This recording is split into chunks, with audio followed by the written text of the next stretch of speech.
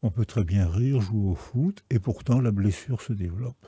Je suis moins que les autres. Il y a le trauma flagrant. Là, on en prend conscience parce qu'il y a un avant et un après. Il y a un gros fracas, et là, on sait qu'on a été traumatisé. Mais beaucoup de traumas sont des traumas développementaux. On ne s'en rend pas compte. C'est insidieux. On ne sait pas pourquoi on n'est pas bien, mais pourtant quelque chose se développe mal en nous parce que on a une blessure qu'on ne comprend pas. Par exemple, les orphelins, très souvent, pensent que ce sont des enfants moins. Les autres ont une maman, un papa, une culture. Ce sont des enfants normaux.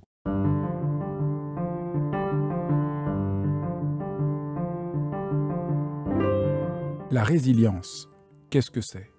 Que faire de notre malheur? Que faire de nos difficultés? Alors voilà, la résilience, c'est un peu un mot un peu valise, un peu gadget, on ne sait plus trop quoi ce que ça veut dire.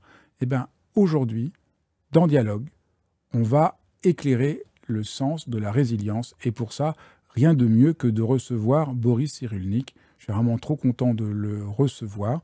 Alors, je me présente, je suis Fabrice Midal, écrivain, auteur de Foutez-vous la paix et Suis-je hypersensible, et puis le fondateur de Réseau, l'école de méditation. Enfin, on fait beaucoup d'autres choses que de la méditation. La méditation, ça mène simplement à ouvrir son cœur et son esprit à la vie. Alors, vous allez voir, la résilience, comme le dit Boris, est victime d'un terrible hold-up. Vous avez envie d'en savoir plus? C'est tout de suite sur Dialogue. Vous allez voir, c'est passionnant. Bonjour Boris. Bonjour. Je suis tellement heureux de te recevoir. Te lire, c'est toujours un vrai travail heureux pour la pensée. Ça remet en question beaucoup de choses qu'on croit avoir compris. Et là, ça ne le manque pas avec ton nouveau livre sur la résilience, où tu essaies vraiment de montrer qu'est-ce que c'est, comment c'est mal compris, et comment il est urgent de prendre le temps de bien comprendre ce qu'est la résilience. Alors, on peut partir d'abord de la définition. Qu'est-ce que c'est la résilience? Et puis on verra ce que tu appelles le hold-up qui a été fait sur la résilience et qui fait qu'on se méprend beaucoup sur ce qu'elle est et qu'elle a donné lieu à l'inverse de pourquoi elle a été pensée. Alors c'est quoi la résilience? Il n'y a pas de définition plus simple, plus logique et plus bébête. On se développe, on a un trauma, un accident de la vie, un tremblement de terre, la guerre, un viol. Il y a un trauma, qu'est-ce qu'on fait? Ou bien on se soumet, et on fait un syndrome psychotraumatique qui peut durer toute la vie, ou bien on se débat et on cherche à reprendre non pas son développement, mais un autre développement, puisque le trauma est inscrit dans notre corps, dans notre cerveau et dans notre histoire. Donc, mais on peut reprendre quand même un bon développement. Alors la définition, elle est logique et bébête. Ce qui est difficile, c'est de découvrir les facteurs de résilience, parce qu'ils sont très variés. Il y a le facteur génétique, facteur épigénétique, facteur biologique, énorme facteur affectif, facteur psychologique et facteur socioculturel. Donc, il faut se mettre en équipe pour répondre à cette question, ce que j'ai fait pendant 40 ans. Et là, on peut, à condition d'avoir un raisonnement écosystémique, on peut tenter de répondre à la question « Comment reprendre un bon développement après un fracas traumatique ?» Alors, dans la définition, si on reprend les points, la résilience s'adresse à un fracas traumatique. Et donc, une des mécompréhensions, c'est de prendre la résilience à tout bout de champ. Je suis triste, comment je vais trouver de la résilience? J'ai un petit problème. C'est pas du tout ça. La résilience est vraiment dans le cadre d'une fracture traumatique. Mais bien sûr, si on a un développement sans problème, on n'a pas besoin du concept de résilience. S'il y a une blessure, un fracas, on ne peut pas ne pas se poser le problème, ou si on ne se pose pas le problème, c'est qu'on se soumet. Mais on ne peut pas ne pas se poser le problème, donc il faut réfléchir, analyser les facteurs différents et les intégrer, d'où l'expression de raisonnement écosystémique, qui est un savoir un peu différent, parce que dans un laboratoire, on peut faire un objet de laboratoire, on peut faire un objet partiel. On fait une hypothèse, on fait varier, on introduit des variables, on fait des groupes, des populations, on fait des calculs statistiques. C'est la méthode expérimentale qui est bien, qui est respectable. Mais nous, praticiens, c'est pas un objet de science qui s'assoit près de nous. C'est une personne avec son histoire, son cerveau, sa biologie, sa famille, ses croyances, son contexte culturel, et il faut qu'on analyse tout ça. Donc ce n'est pas un objet de science qui s'assoit près de nous. On peut se servir de la science, mais la personne qui vient demander de l'aide n'est pas un objet de science.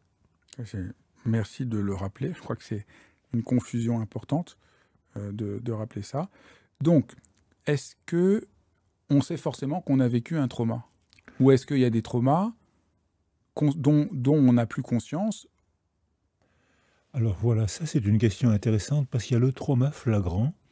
Là, on en prend conscience parce qu'il y a un avant et un après. Il y a un gros fracas et là, on sait qu'on a été traumatisé. Mais beaucoup de traumas sont des traumas développementaux. On ne s'en rend pas compte. C'est insidieux. On ne sait pas pourquoi on n'est pas bien, mais pourtant quelque chose se développe mal en nous parce que on a une blessure qu'on ne comprend pas. Par exemple, les enfants croient que tout ce qui leur arrive est normal. Si le père est violeur, ils souffrent, ils ne comprennent pas, ils sont complètement désorientés. Même ils croient que c'est de leur faute. Et régulièrement, ils pensent que c'est de leur faute.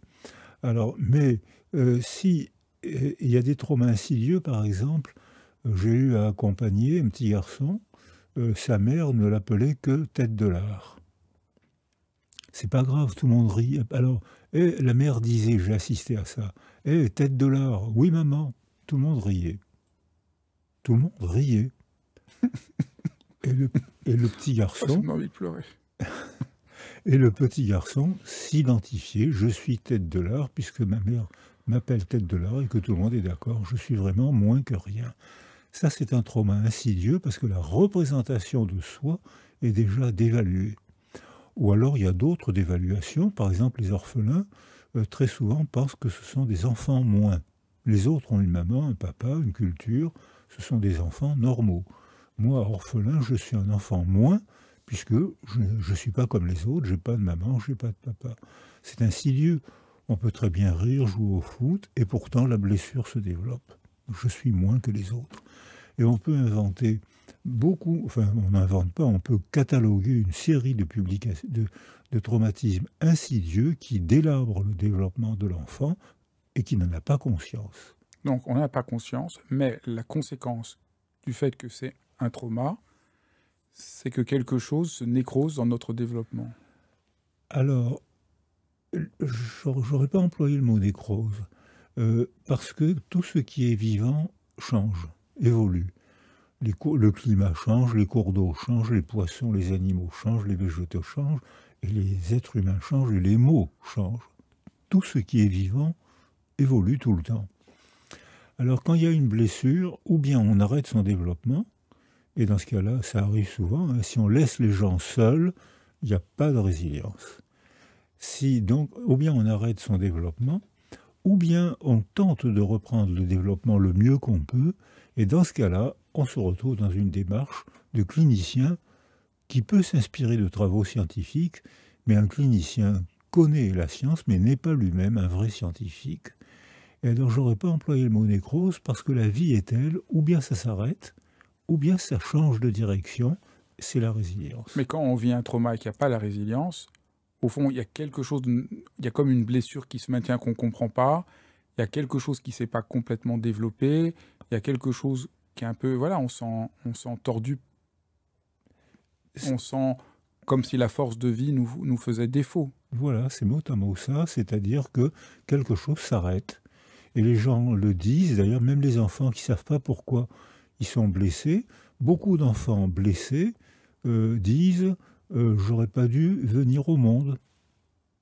On ne les a pas entourés, on ne les a pas sécurisés, on n'a pas cherché à donner sens à leur souffrance, on les laisse tout seuls. Et là, il y a une explication raciste qui est la métaphore de la bonne graine ou de la mauvaise graine. Cet enfant se développe bien, c'est une bonne graine. Celui-là se développe mal, c'est une mauvaise graine, il finira... Quand j'étais enfant, on disait c'est un gibier de potence.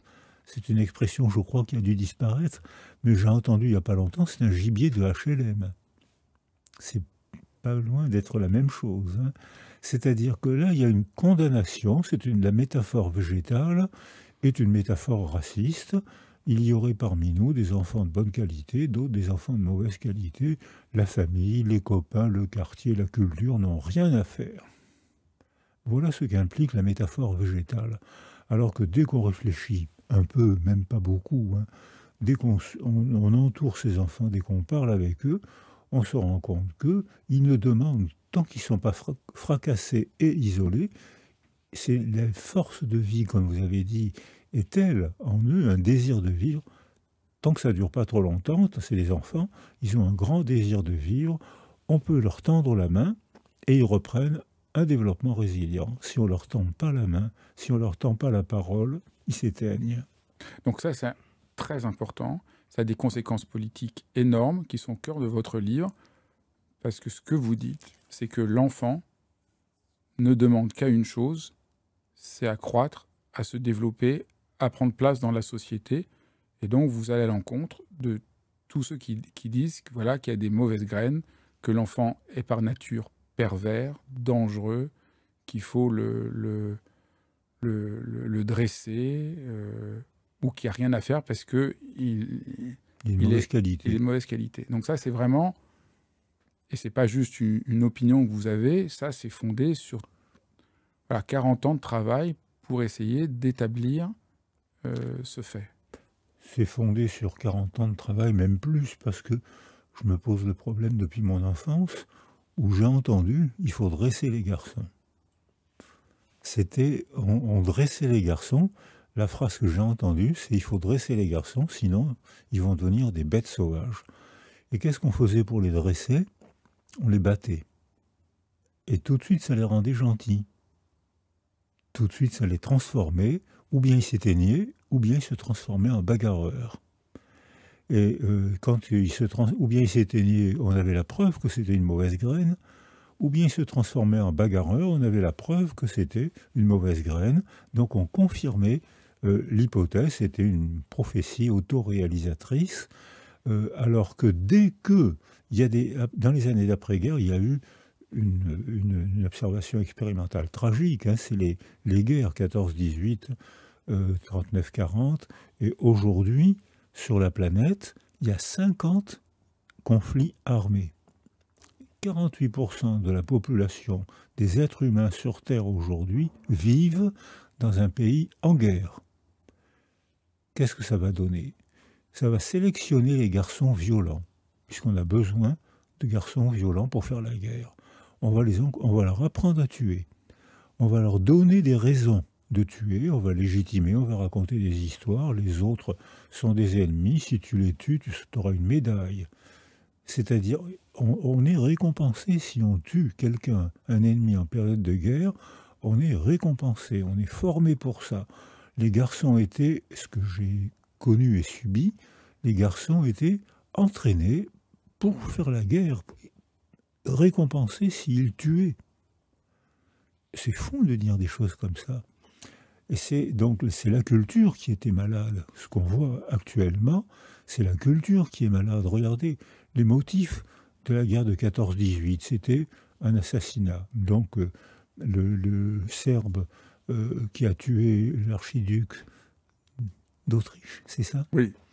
Il méritait un procès, il méritait une punition, mais ça ne méritait pas une guerre mondiale. C'est un enclenchement de système qui a provoqué une guerre terrifiante, surtout pour les hommes. Les hommes ont été... Il n'y a pas eu d'hommes, il y a eu 1,5 million de jeunes hommes tués, et ceux qui ne sont pas morts ont été toute leur vie très altérés. Alors pourquoi donc c'est faux que l'enfant, cette histoire de mauvaise graine? Donc là vous montrez, c'est faux parce que c'est confirmé. C'est-à-dire si on manipule l'enfant pour qu'il devienne violent, il devient violent. Donc ça, c'est une raison. Est-ce qu'il y a d'autres raisons qui montrent que l'enfant, au fond, a une force de vie saine en lui à la naissance? Alors je pense que, sauf les rares maladies génétiques ou les encéphalopathies ou les accidents qui existent, hein, il vaut mieux ne pas les rater, mais ils sont très minoritaires. Hein. L'immense majorité des souffrances d'un enfant, il souffre parce que son milieu souffre. Par la guerre, par le conflit, la violence conjugale, par un accident, un tremblement de terre, la précarité sociale, beaucoup la précarité sociale, qui fait que tous les jours, il y a une blessure. Le frigidaire est vide, je ne pourrais pas payer mon loyer. Tous les jours, il y a une blessure. Donc voilà, c'est pratiquement ce que je viens de dire, c'est pratiquement... Oui, et puis les violences que font les parents aux enfants. Alors, les violences que font les parents, on parle toujours actuellement de la violence des hommes, ce qu'il faut faire. Il y a un étonnant silence sur la violence des femmes, qui existe aussi beaucoup, y compris pour la violence sexuelle. Seulement, comme elles sont moins violentes populationnellement, en pourcentage, que les hommes, elles sont moins violentes que les hommes, mais elles sont beaucoup plus violentes que ce qu'on croit, notamment dans les infanticides. Donc le choix du récit, c'est déjà révélateur de l'idéologie de celui qui parle. Je choisis ce que j'ai envie de démontrer. Donc là, il y a déjà un biais, on recrute ce qu'on a envie de démontrer, et on arrive à la conclusion, tout de suite après l'hypothèse, on arrive à la conclusion. Donc là, il y a un défaut de raisonnement qu'on pratique tous, et je crois que votre serviteur a dû le pratiquer, ça reste entre nous, mais je crois que ça a dû lui arriver aussi, que de faire ce biais. En quoi c'est fondamental de découvrir qu'on a subi un trauma? En quoi c'est une révolution dans la compréhension de l'être humain? La notion de trauma n'est pas si ancienne, c'est quand même une avancée. Ça remet en question beaucoup de compréhension de l'être humain. Moi, j'ai l'impression qu'une des premières choses que ça implique, c'est que donc, je ne suis pas coupable de quelque chose. C'est pas que j'ai pas bien eu ce complexe d'Oedipe ou que j'ai pas dû faire ceci ou j'ai pas dû faire cela. Je vais mal parce que j'ai vécu un trauma. J'ai l'impression que ça crée une révolution très importante de la compréhension de la psyché humaine. Absolument. C'est-à-dire que vous avez cité Freud, les Grecs.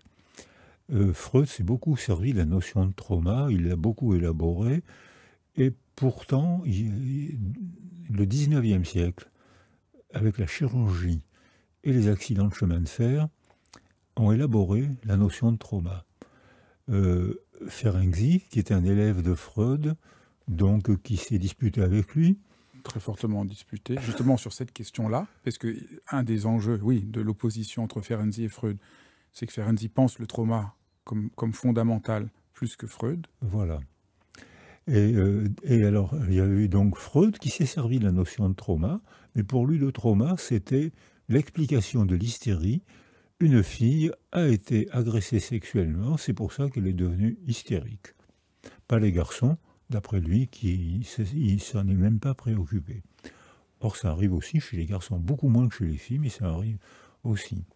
Donc, il y a eu cette notion de trauma, agression sexuelle, hystérie. Freud s'en est servi, le mot hystérie a complètement disparu de la classification internationale. Aujourd'hui, il n'a plus aucun sens, d'autant que le mot a tellement dérivé qu'il s'est transformé en insulte.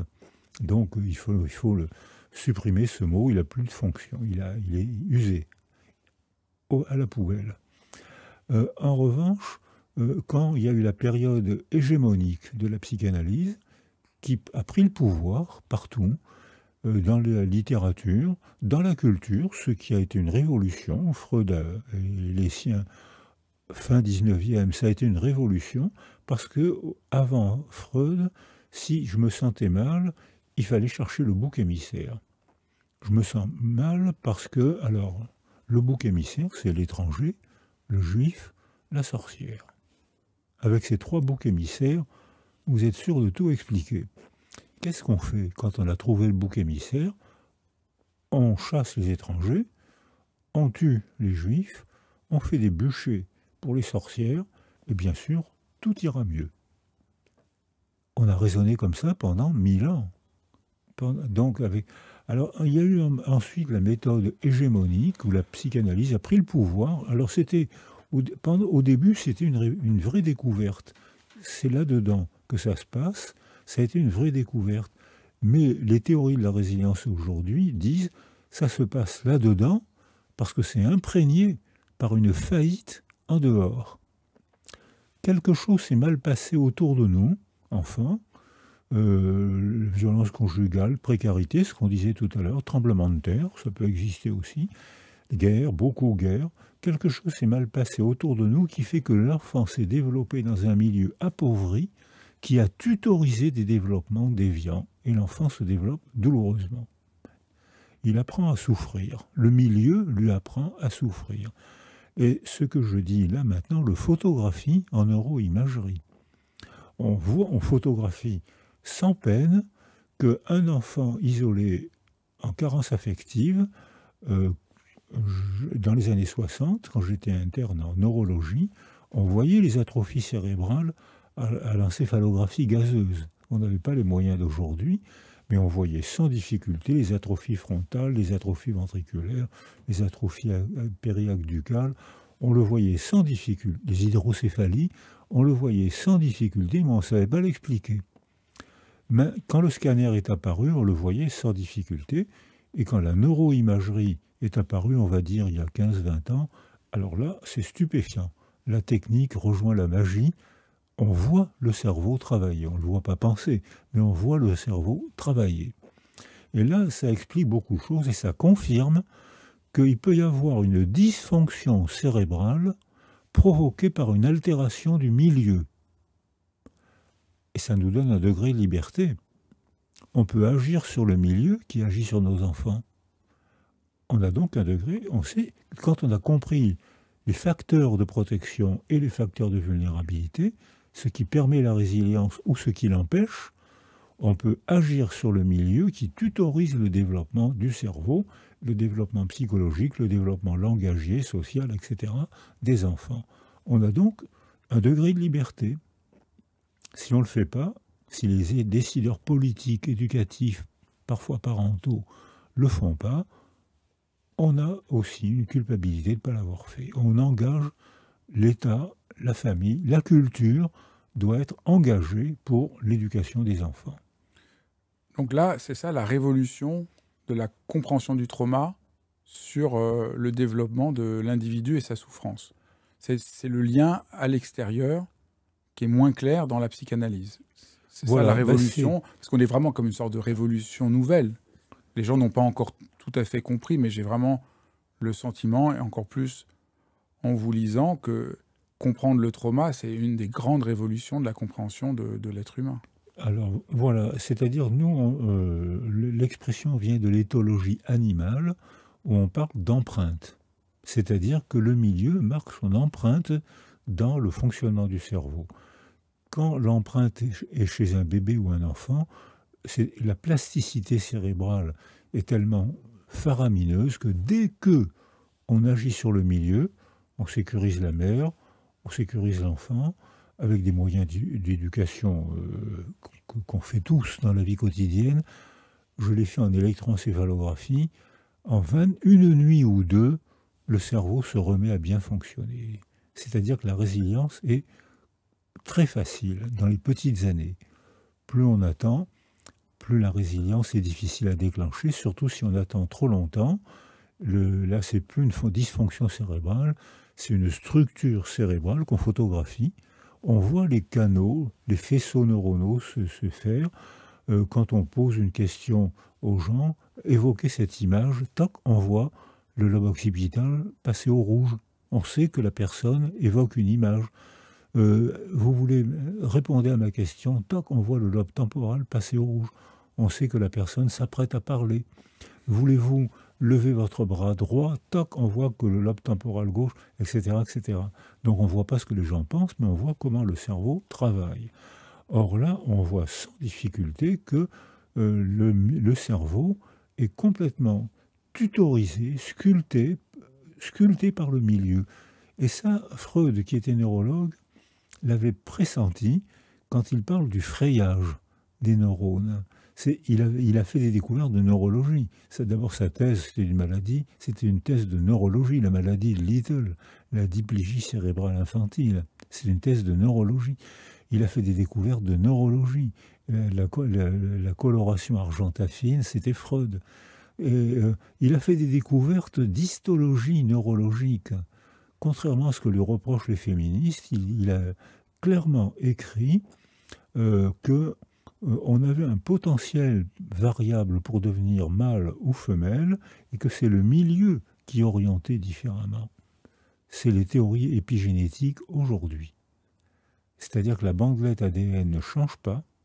Une bandelette ADN de petit garçon, ça restera une bandelette de petit garçon, de petite fille, ça restera. Mais l'expression de la bandelette va être étonnamment différente selon la structure du milieu.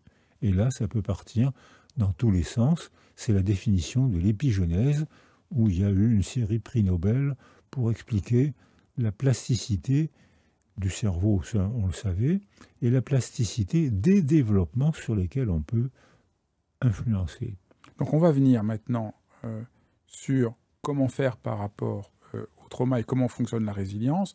Mais un des grands enjeux de votre réflexion et de votre livre, c'est les mécompréhensions sur la résilience et même ce que vous appelez les hold-up qui ont été faits sur la résilience. Alors la plus grande, la plus importante, c'est le hold-up par le néolibéralisme qui comprend, alors maintenant qu'on a expliqué, ça va paraître encore plus bizarre, qui explique que puisqu'il y a de la résilience, c'est pas la peine d'aider les gens. Ceux qui sont forts sont résilients, et puis il y a les mauvaises graines qui ne sont pas résilients, et vraiment, c'est dommage pour eux, il faut essayer de s'en débarrasser. Et le mot résilience est employé comme ça par une partie, et il y a plein de gens qui vont devenir critiques de la résilience. Il y a plein de gens qui s'engagent contre la résilience, disent « moi je ne suis pas du tout pour la résilience », parce qu'ils n'attaquent pas du tout la résilience comme on l'a définie, mais ils attaquent cette vision néolibérale qui est le plus grand contresens de ce qu'est la résilience, si j'ai bien compris. Vous m'avez compris. C'est-à-dire qu'effectivement, la première fois que j'ai lu ça, c'était dans la bouche de... Non, c'est la première fois, c'était à Haïti, où j'avais été avec Marie-Rose Moreau, Déridois, qui est un Haïtien qui est devenu professeur de psychologie. On organise une réunion à Haïti après l'effrayant tremblement de terre, où il y a eu 280 000 morts en 1 minute. Ça, comme trauma, alors ça, c'est le trauma conscient, hein, c'est pas le trauma insidieux. Et il y a eu un trauma effrayant.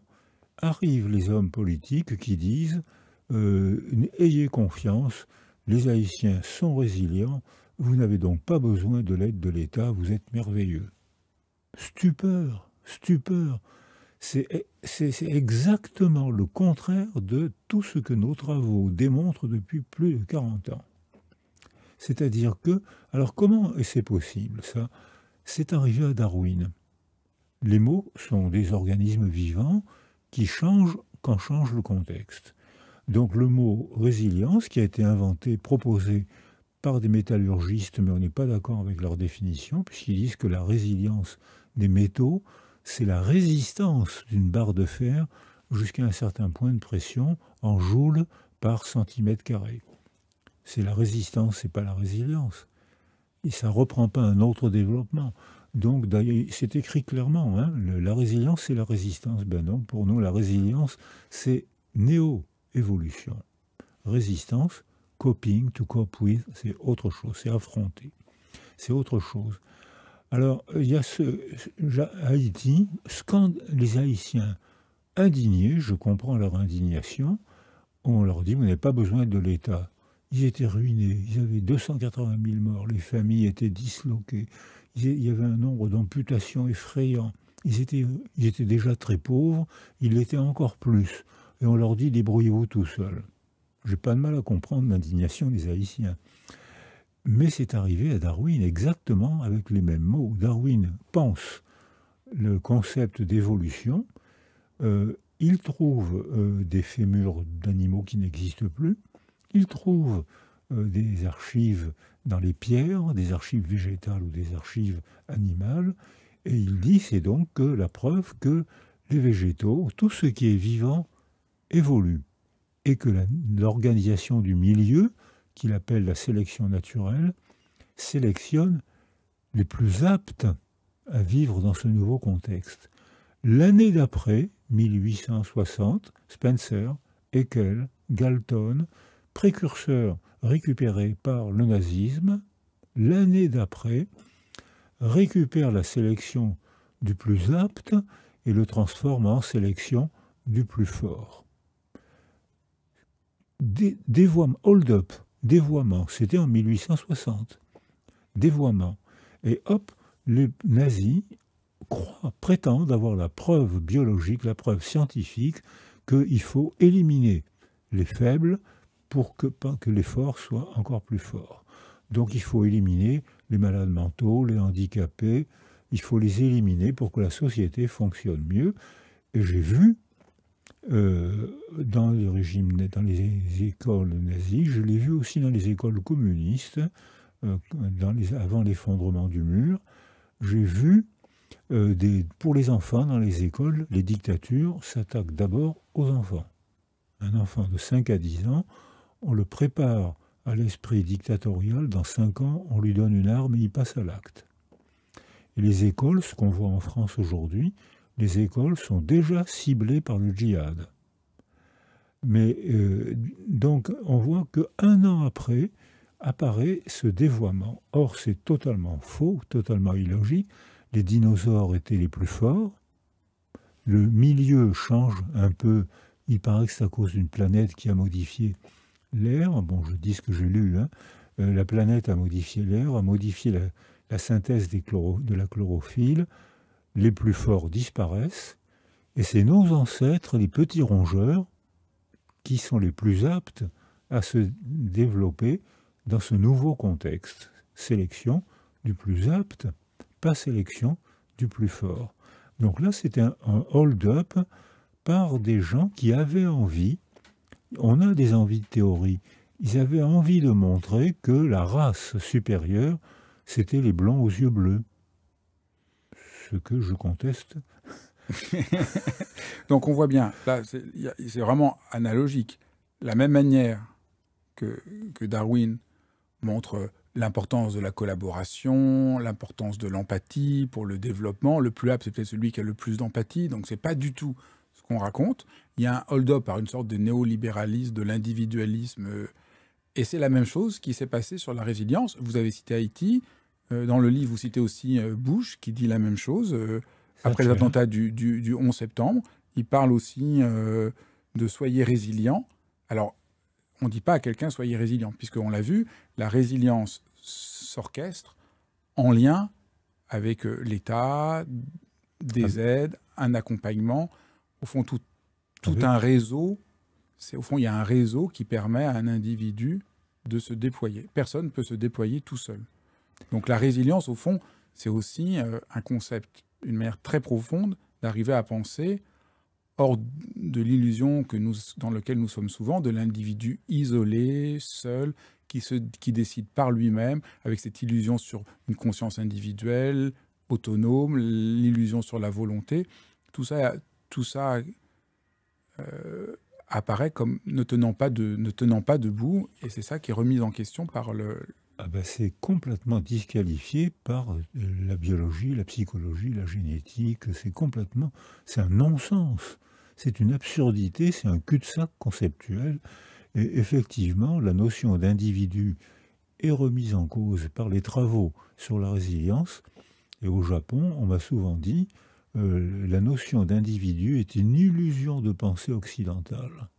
Et en effet, depuis qu'on a travaillé sur climat et développement biologique, on sait que la sécrétion des neurohormones n'est pas la même dans les plaines et au sommet des montagnes.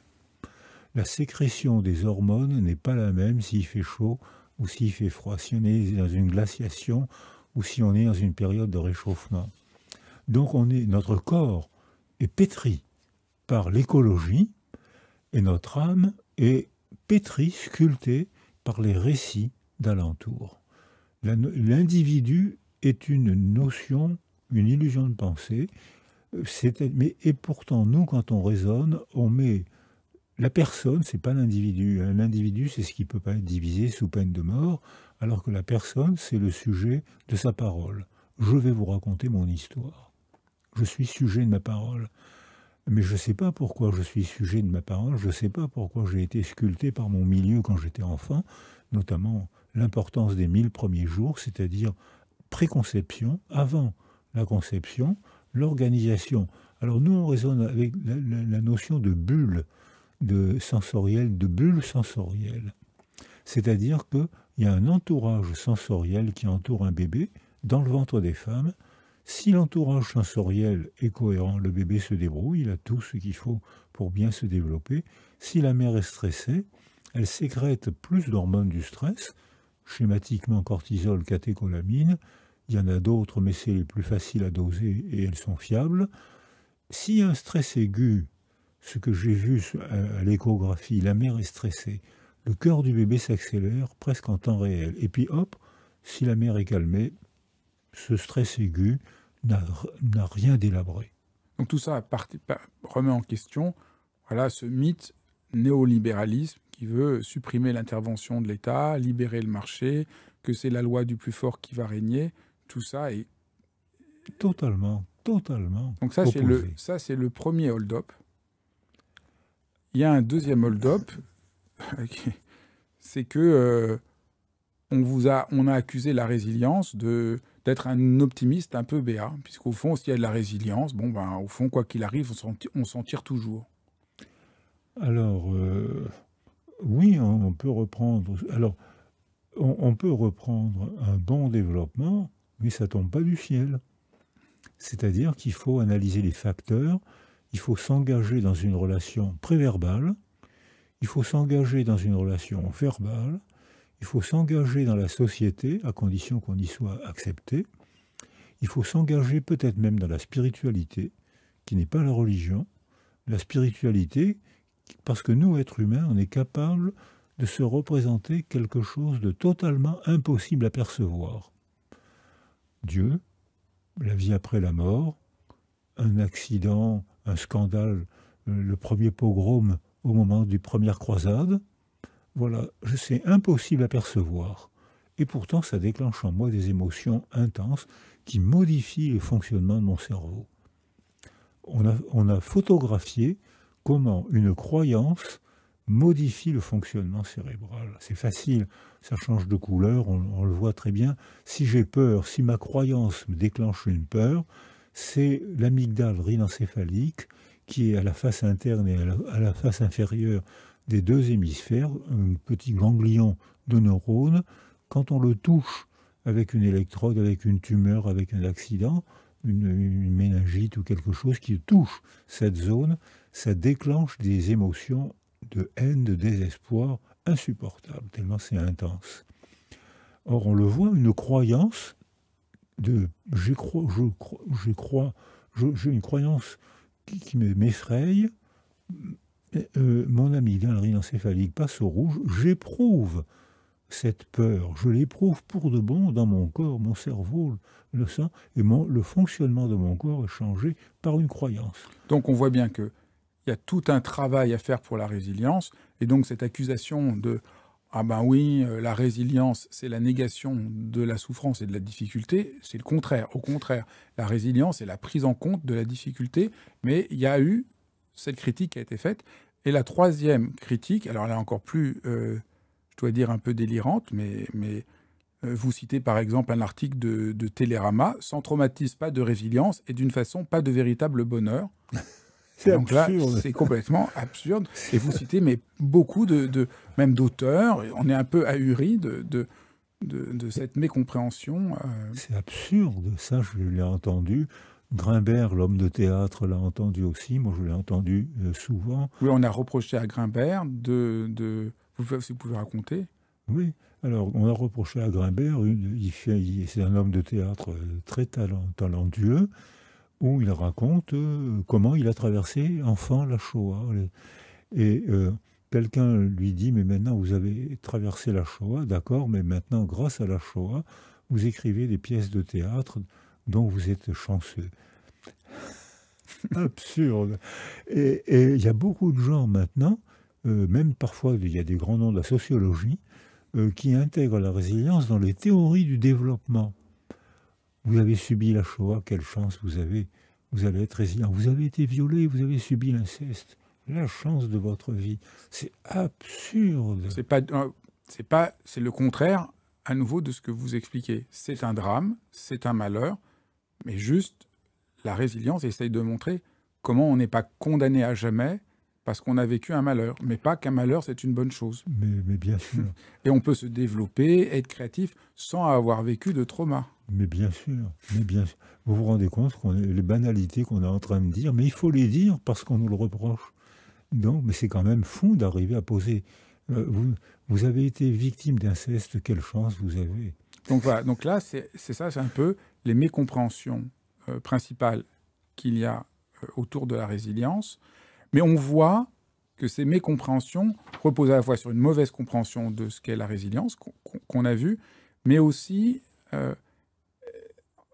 en fait, comprendre la résilience, ça implique un questionnement de beaucoup de croyances que nous avons. Et donc, ces stupidités reposent au fond quand même sur des croyances qui sont partout répandues. Alors, il y a, dans ce renouveau, on en a vu beaucoup, mais dans un des renouveaux, c'est la question du bonheur. C'est-à-dire que à partir de la résilience et de tout ce travail, la question du bonheur est repensée au fond un peu à neuf. Parce que vous expliquez que d'abord, il y a eu une négation du bonheur. Soit on nie le bonheur, il faut juste être efficace et tout ça. Soit il y a un bonheur imposé. Et ça, c'est pas ça, c'est le bonheur que toutes les dictatures imposent leur conception du bonheur. Et vous montrez très bien que le bonheur imposé n'a rien à voir avec ce bonheur qui est au cœur de la compréhension de la résilience.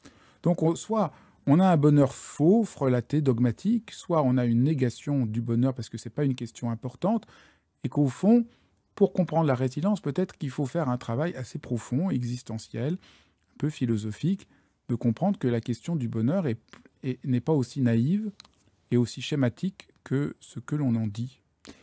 Et puis, la question du bonheur, c'est ce que j'appelle, moi, la recherche des petits bonheurs. Acheter une jolie tasse, c'est un petit bonheur. Bavarder avec quelqu'un qu'on estime, c'est un autre petit bonheur. Lire un livre, se promener, et c'est la recherche, l'organisation de tous ces petits bonheurs qui finit par donner confiance, sécuriser une relation, et donner confiance en soi. Et là, on peut parler d'un bonheur plus durable. C'est jamais gagné pour la vie. Il n'y a pas un seul progrès linéaire. Tous les progrès sont en marche d'escalier. Ça monte, ça replonge, ça redémarre, ça replonge. Il n'y a pas de progrès linéaire. C'est-à-dire que seules les utopies font croire qu'il y a des progrès linéaires. Dans la vie quotidienne, il y a des moments heureux. On va chercher à les multiplier. Et il y a inévitablement des moments difficiles. Et on va chercher à s'y opposer. Donc les dictatures proposent toutes des recettes du bonheur. Alors que nous, c'est un artisanat de la recherche du petit bonheur. C'est pas pareil du tout. C'est pour ça que je prends l'exemple de la tasse, du bavardage, du café avec des amis, de la recherche, qui finissent par donner, comme dans l'éducation, qu'est-ce qui donne confiance à un petit? C'est que on lui répète, on l'entoure, on le sécurise, on lui apprend à aller chercher sa petite part de bonheur avec son nounou, son papier, son crayon, pour faire un dessin qu'il va offrir à maman. Il anticipe le bonheur. Maman n'est pas là, j'ai peur, je vais prendre un papier et un crayon, et désormais dans mon monde intime, je vais anticiper quand maman va revenir, je vais lui offrir le dessin. Si je sais écrire, je vais écrire « Maman, je t'aime, amour », etc. Tous les enfants font ça. Et c'est l'enfant à qui on a donné un milieu sécurisant qui devient capable de préparer son petit bonheur quand maman va revenir. Je vais lui donner le dessin et on va s'embrasser et on va faire la fête. J'ai construit ma part de bonheur. Donc ça, c'est un premier point qui demande à être défini, repenser la question du bonheur. Voilà. Le deuxième point, on en a déjà parlé, mais c'est vraiment central, c'est la question de l'assistance pour la résilience. Pour comprendre ce que c'est, il faut penser qu'on a besoin d'être accompagné, on a parlé d'être dans un réseau, et l'assistance, c'est vraiment fondamental. Bon, ça, c'est vraiment un peu un des cœurs de tout votre travail, mais c'est bien de le rappeler.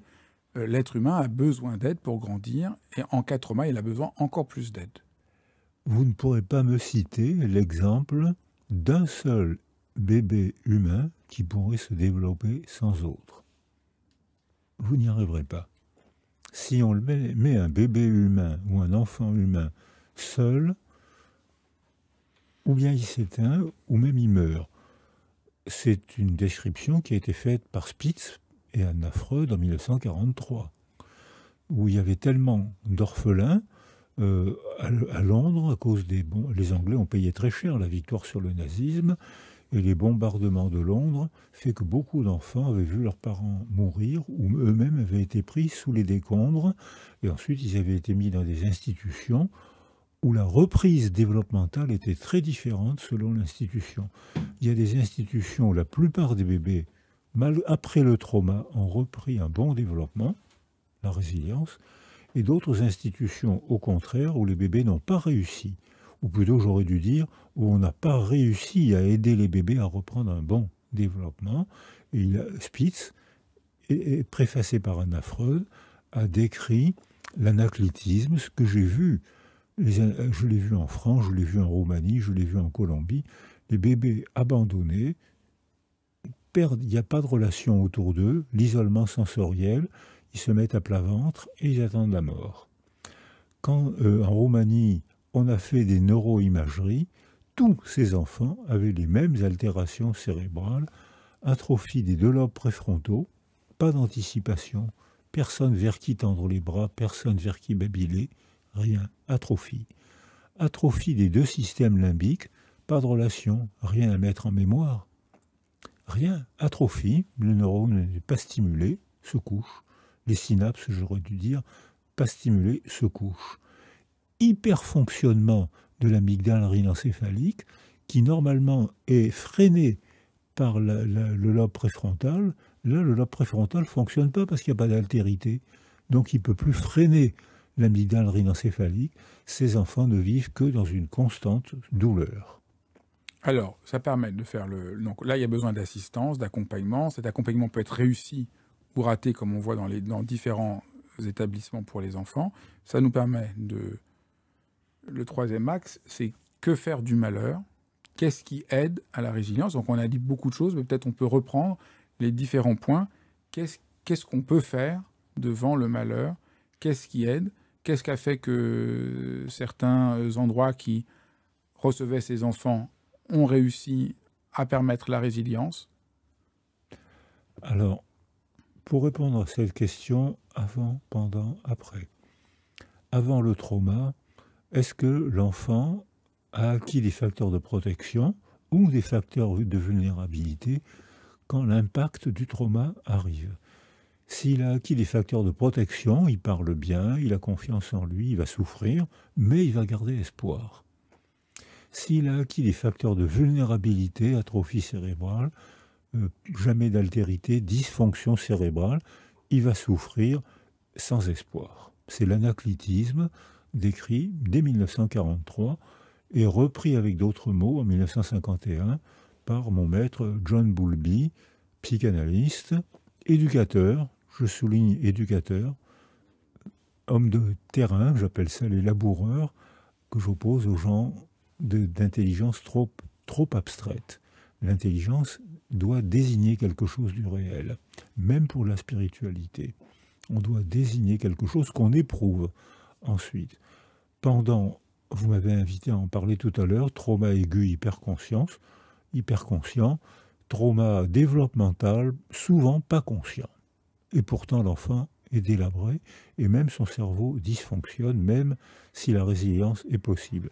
Et enfin, pour répondre à votre question, après le trauma, 2 mots clés, soutien et sens. Soutien, j'ai besoin d'être près de vous. Vous êtes traumatisé, je vais être près de vous, avec une tasse de café, avec un bavardage.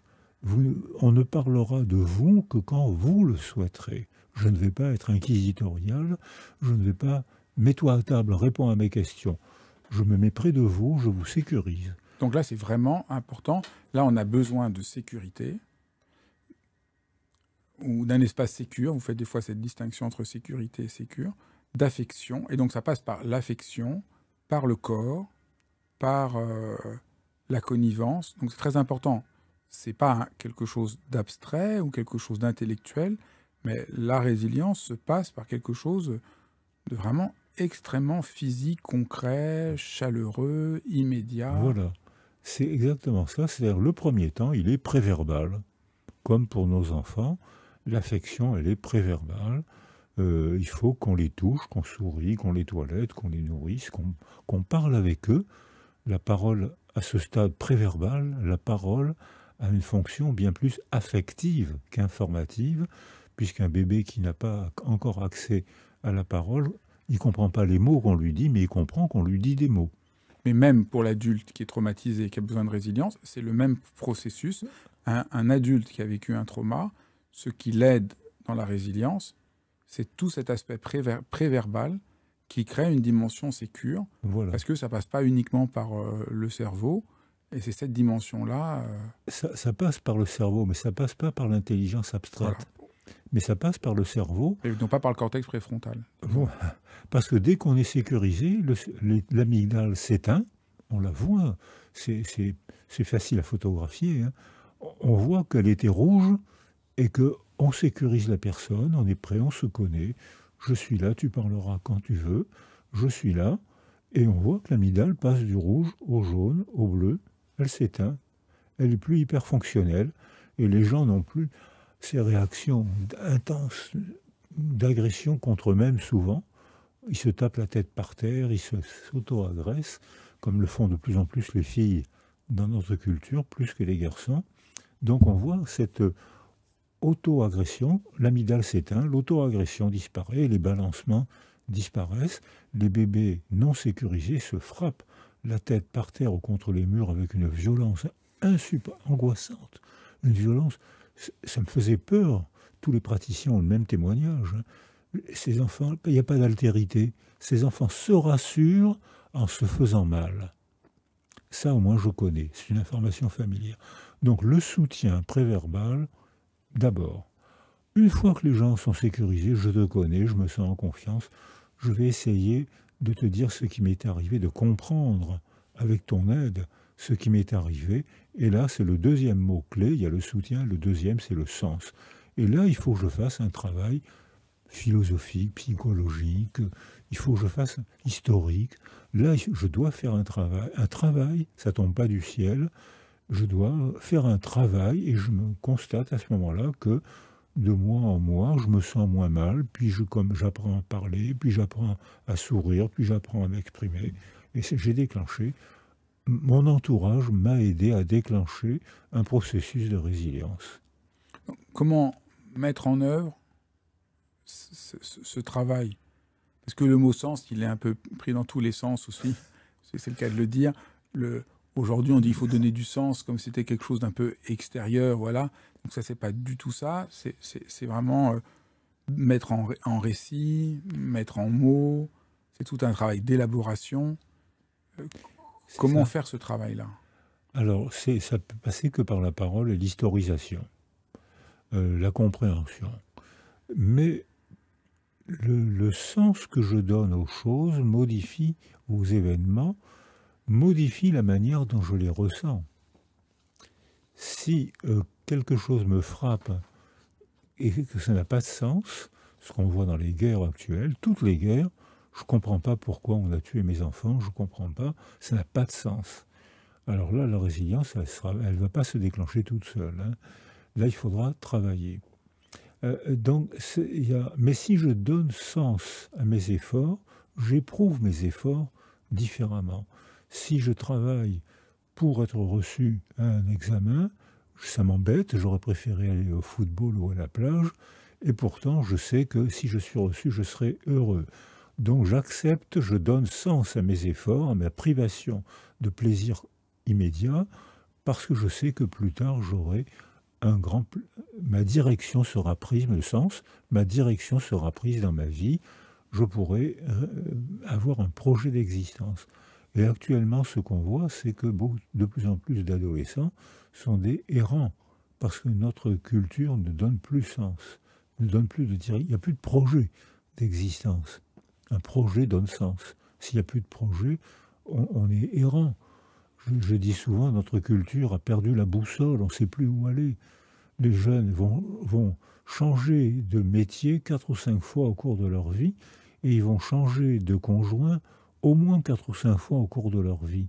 Comment donner sens s'il n'y a pas un minimum de stabilité? Donc avant, il y avait une contrainte à la stabilité, il y avait même la prison du mariage parfois. quand le mari était violent ou alcoolique, ou quand la femme était alcoolique. Au XIXe siècle, il y avait beaucoup de femmes alcooliques, il y en a beaucoup moins aujourd'hui. On ne pouvait pas divorcer. Le divorce était considéré comme un crime, parce que le corps des femmes appartenait au clergé.